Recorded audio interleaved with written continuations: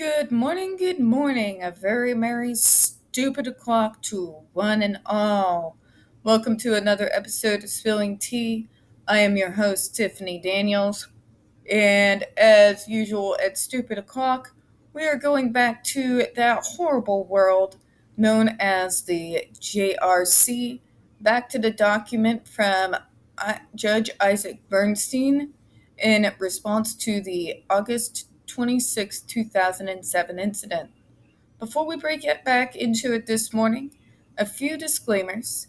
You are going to find this report, the whole 131 pages, right there in the description box, as well as the other pertinent links to the Stop the Shocks campaign, including Autistic Hoya's massive archive on the Judge Rotenberg Center case and the subsidiary cases that come from it and were either spawned by it or came beforehand. Blah, I can't think this morning.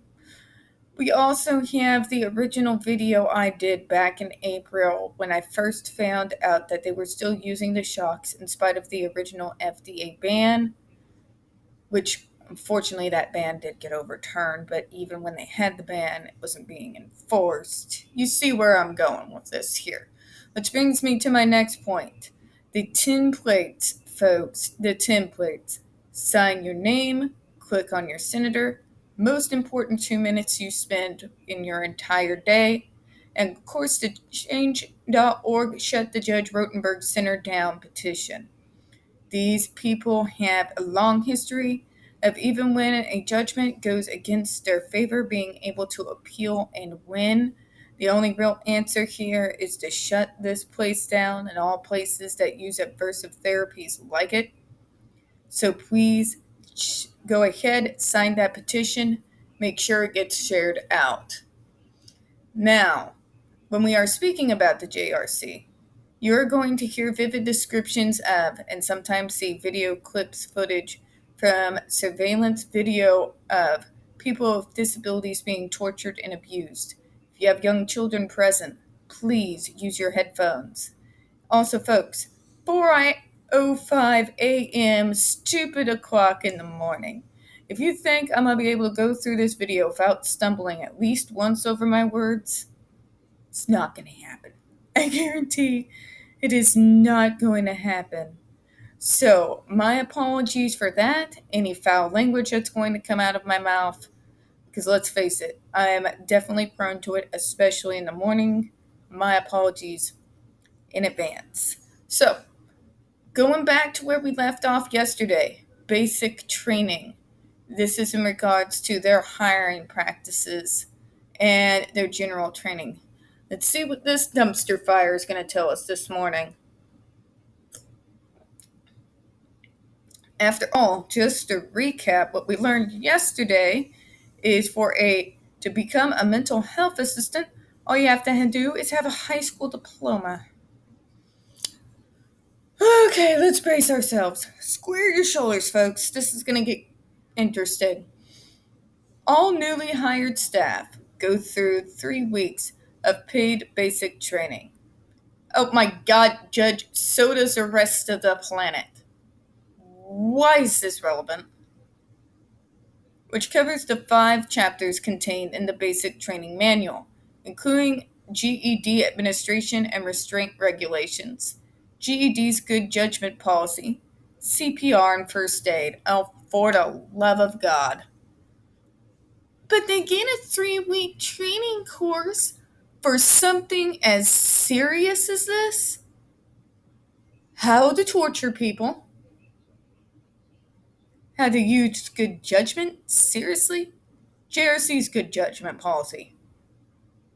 Would that be like Hitler's good judgment policy? I'm just saying. CPR and first aid. Just. God. Staff must score at least an 80% on each chapter quiz, with the exception of chapter quizzes on GED administration and restraint regulations, on which the staff must score 100%. Oh, we got to make sure you ace your handling of the torture devices. God, what the actual hell? See, how we determine if you're qualified to torture people is through doing tests after a 3-week course. You are dealing with a vulnerable population that is a mix of people with neurological disorders and mental health issues. And you really think 3 weeks of training is going to be good enough? And you wonder why these incidents pop up. Dear God, the incompetence is just off the scale. Completely off the scale. And this judge is deranged if he thinks that's good enough. Moving on, if the 80% required for all non-GED quizzes is not obtained, staff have the option to take the test again up to 3 times while on a probationary period. Oh, Jesus. People, this is not like a call center job, okay? You are dealing with human lives.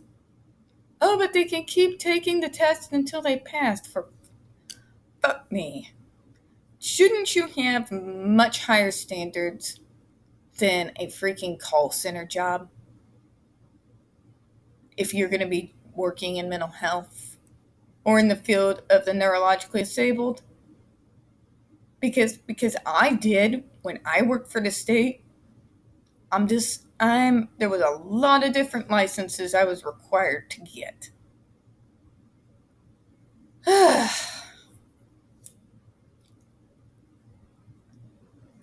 Wonder what their freaking HIPAA certification looks over there in Massachusetts. However, this option is only available for staff that scored at least 50% on the initial test. Oh God, it gets worse. Included in these 3 weeks is 3 days of physical restraint training, with the 3rd day reserved specifically for practicing restraint techniques. Oh, Mother of God! Mother of God! 3 days? 3 days! For the love of God, freaking state police get more training on physical restraint than that. State police.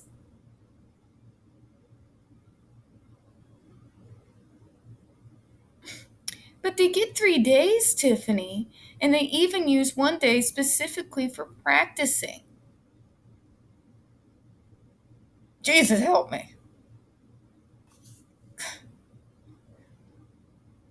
Literally, hospital staff in an ER get more freaking training on this than they do at the JRC.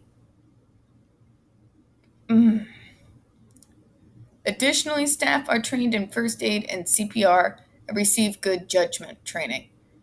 For the love of God, what the hell is good judgment training?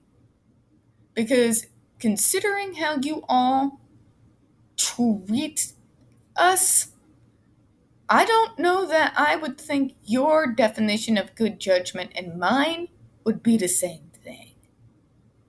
Certainly not my mom's. God.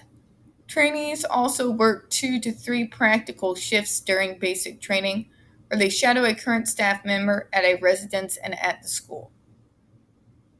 And you think that's good enough, Judge? I should really take you to my mom's old stomping ground someday. It's a VA hospital now, but I guarantee you they were required to go through a lot more training when it comes to all of this you are mentioning here, and that was in the freaking 80s.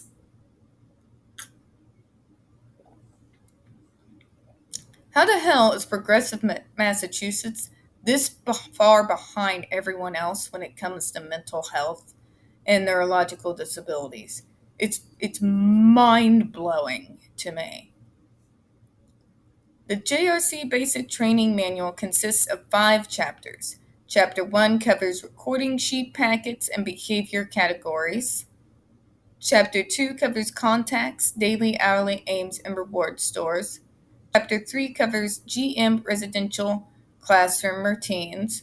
Chapter 4 covers decelerating consequences, DCs. Chapter 5 covers the academic program at JRC. The entire basic training manual consists of 77 pages, and each chapter has a self-study section at the end of the chapter for the staff to quiz themselves on the concepts of the chapter. Oh, for fuck me. Aren't you all supposed to be at school? You're supposed to be at school, right? Most schools require those who are teaching or even assisting in the teaching of students have to have some kind of, I don't know, a degree.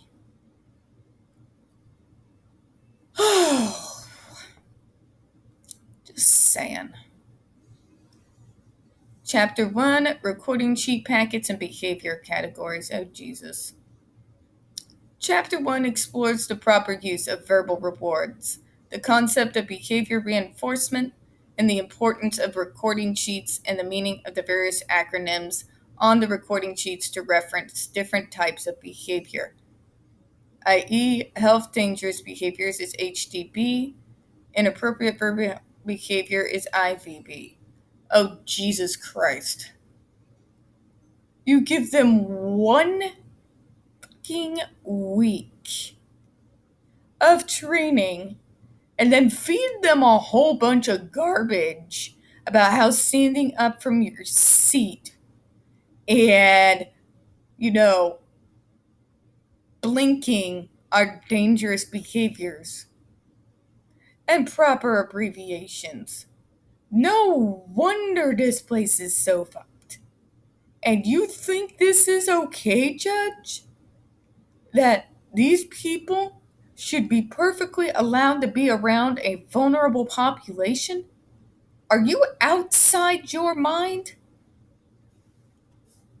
Staff is instructed to keep recording sheet packets in their possession at all times. At no time should they be left on desks in the classrooms or in the table counters at the residence, which has nothing to do with anything, Judge. Quit including completely useless information. No wonder this thing is 131 pages long. Chapter 2, Contracts, Daily Hourly Aims, and the Reward Store. Oh God, here we go.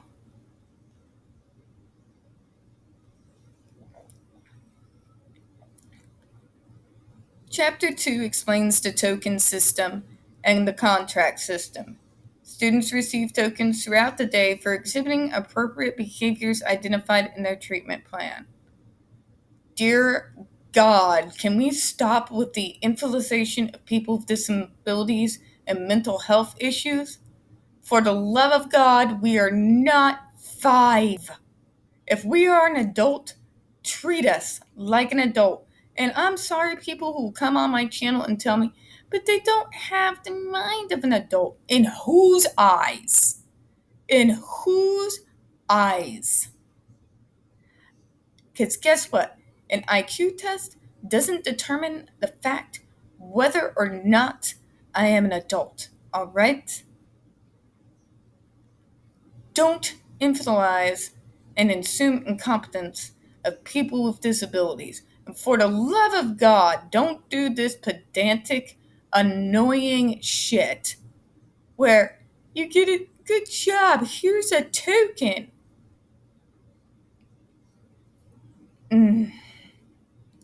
Stick and carrot, my God. When students exhibit a minor behavior, they lose 1 token. When they exhibit a major disruptive behavior, they lose all of their tokens. Jesus. Oh, Judge, did you forget to include that also applies to food? Of course not. We don't want to contest the treatment there. Now do we, Judge? Students can then use the tokens to purchase rewards. The staff is provided with a script to follow when setting a contract with a student according to the student's program description. You remember Jennifer Masamba bringing up the contract, right?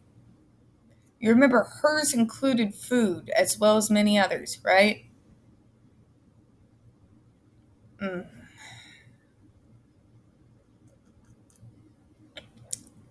I can only hope they paid you well, Judge, to just put out this completely nonsensical drivel.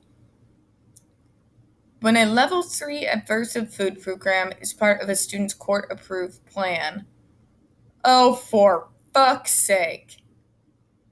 But it's court-approved, so it's okay. So what you're telling me, Judge, is that the court out in Massachusetts approves food deprivation plans for these students. You actually court approve and sign for students to be starved. That's what that tells me.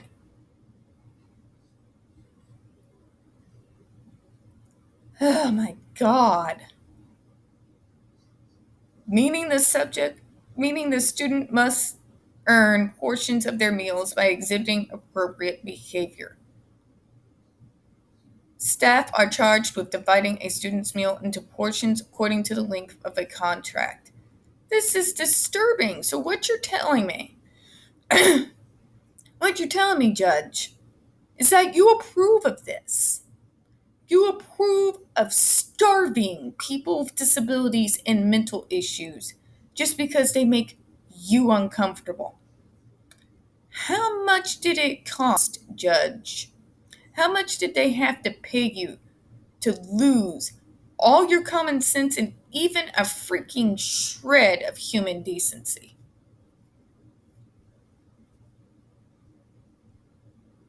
I'm going to go ahead and end it there.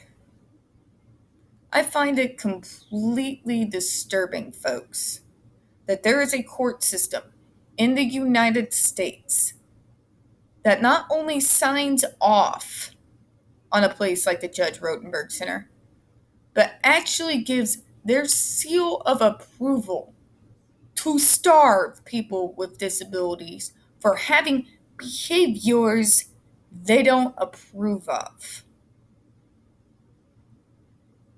That is horrifying. Horrifying. Massachusetts, what the hell? I thank God now that I never moved to your state.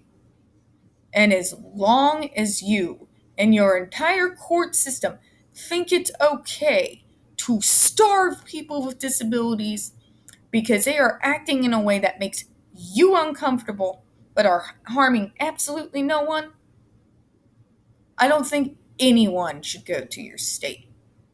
In fact, I think there should be a boycott of all of the state of Massachusetts. No one going to festivals, no tourists, nothing. Just my opinion.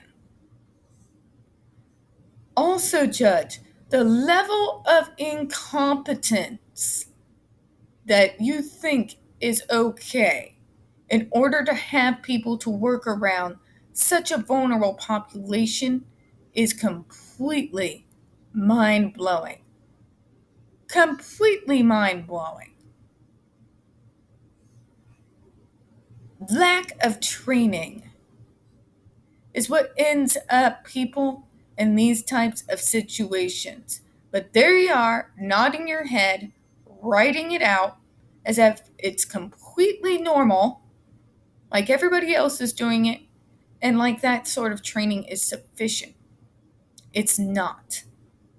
It's not even close. Not even close. And how in the name of God, with all that is out there, parents are still signing kids up for this school is completely beyond me. Completely beyond me. Inadequate training with emphasis on what we shock people for, what we starve people for, and a judge who is sitting there being an abuse and torture apologist, completely agreeing with a court-approved plan, which tells me more judges are out there like this, to starve someone for being different. That is horrifying. Because it tells me the problem is way more than just this school. It is the entire government of Massachusetts that allows this to go on. The course systems who are so systematically ableist and hostile towards people with disabilities that they think starving us to death is okay if it means we'll stop engaging in behavior that harms absolutely no one but makes you uncomfortable. I don't even know what to say. I am horrified. Horrified.